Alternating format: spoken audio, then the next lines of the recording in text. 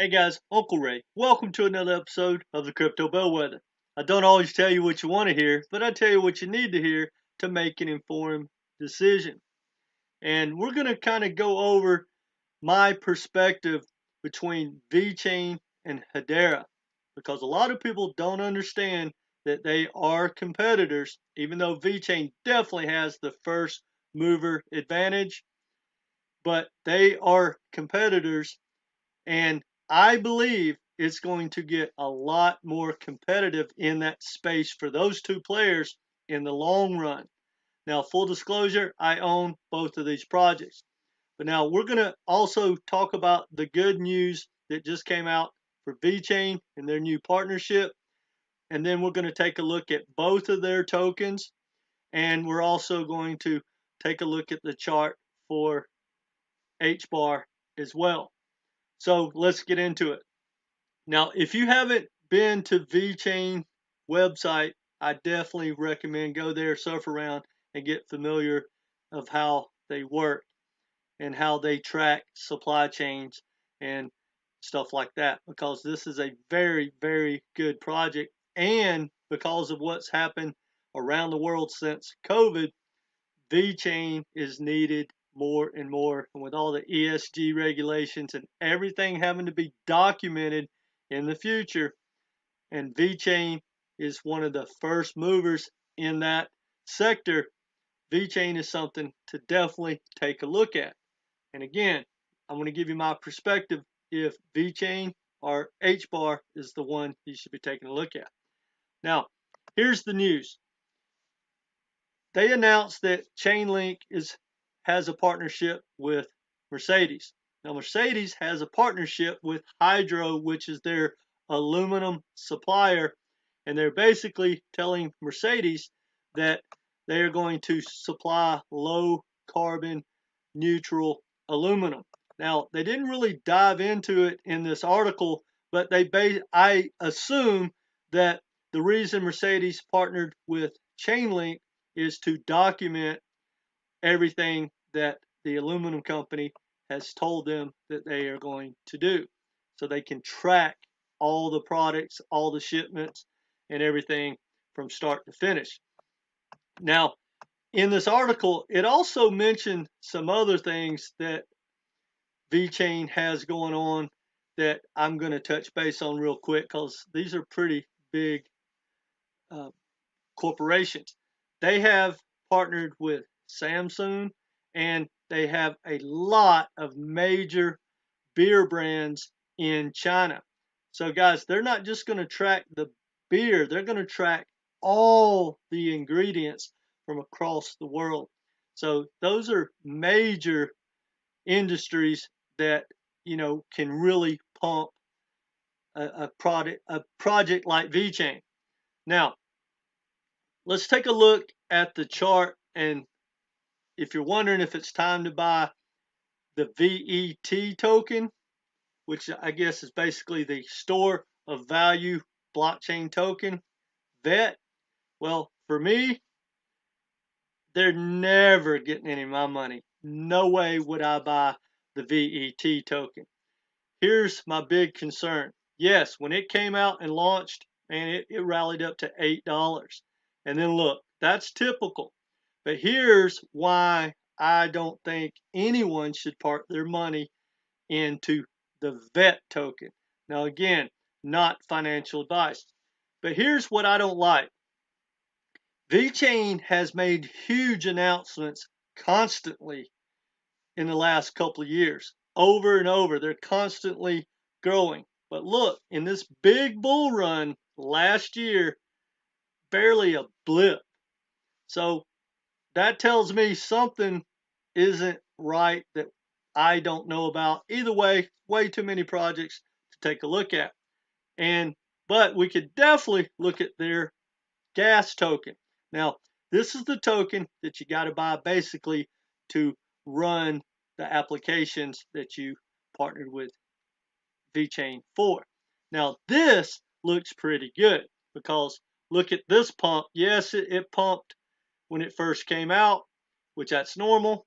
But look at this, guys. This thing ran up to 0.024, And right now, it's at like 0.001.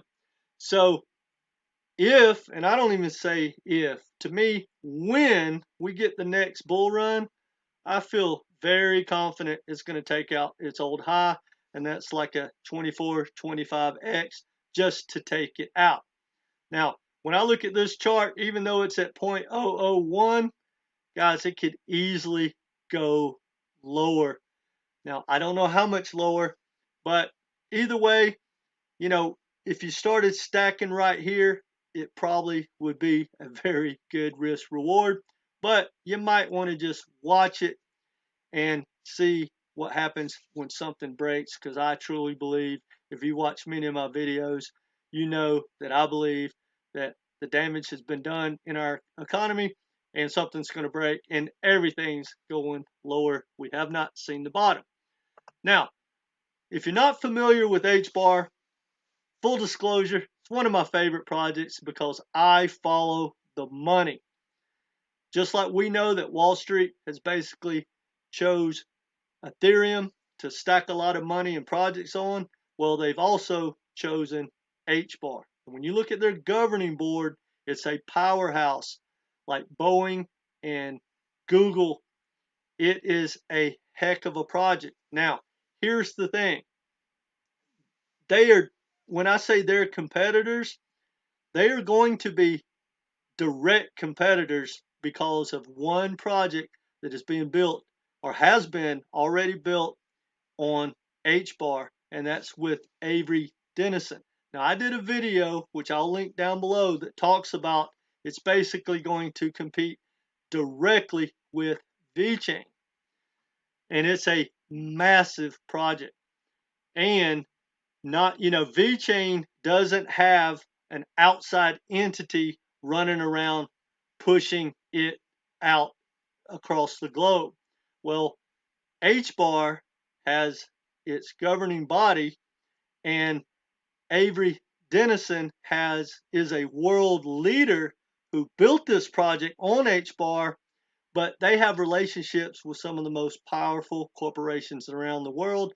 And I'm doing this by memory. I believe they already have like 1,500 projects that they are pushing out. They have one project, but they've pushed it out to like 1,500 customers already to take a look at. And I'm doing that by memory. So watch the video down below if you want to learn more. But now when we look at HBAR's chart, same thing, guys. It's going lower. I hate to say it. Actually, it makes me really happy. I hope these things just keep going down. Here's my philosophy, and none of this is financial advice. The projects that I believe are going to make it through this bear market and this recession, if not depression, who cares how low they go? The lower they go, the more profit, more upside we have. Now, here's my thought to answer the question. Which one is the best? And man, think about it, guys. HBAR is at 0.0035. That is an absolute no-brainer. Now, I'm not telling you to stack it because I have no doubt it's going to go test the lows of the year and go lower. That's just my personal opinion. But now here's what I believe long-term. In the next bull run, the VeChainThor token, I think that thing is going to at least 35x to take out its old high. Minimum. That's just my thoughts. Now, but long-term, I like Hedera a lot better.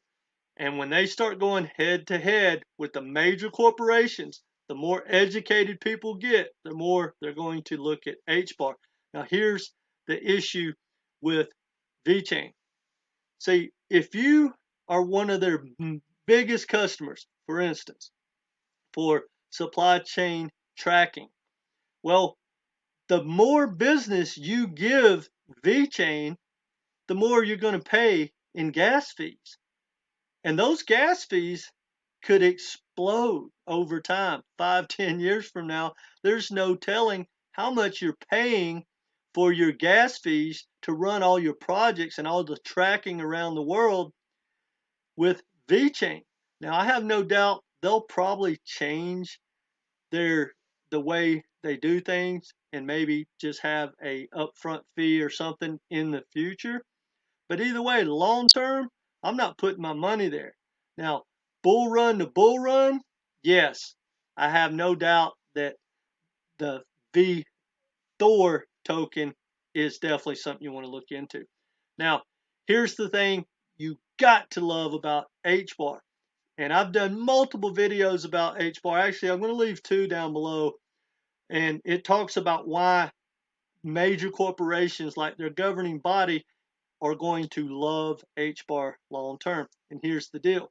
Corporations hate having to guess at what something's going to cost.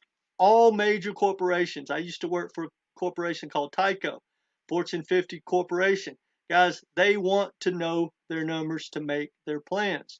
So imagine having, millions of dollars worth of fees coming in the future with VeChain for gas fees, and you don't know if it's going to be $500,000, 1 million, 2 million. That matters. Now, HBAR, the fees never change.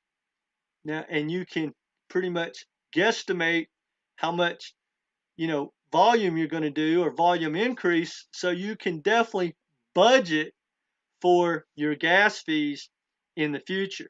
And that's why HBAR, in my opinion, say 2, 3, 4, 5, 10 years from now, is going to blow VeChain out of the water. That's my personal thoughts. But bull run to bull run, I think they're both going to be good. But make sure, guys, you understand the difference between the VET token and the VTHO token, because it matters. I don't want nothing to do with the VET token. I like the VTHO or VTHOR token. It is a very solid token because they got to pay those gas fees, guys. So anyway, that's my thoughts. Let me know in the comments section. Do you think I'm right about HBAR versus VeChain? And not only that, guys, they're going to go toe to toe because of the project that Avery Dennison has built. But, HBAR has 1,000 different avenues that is going to go in the future.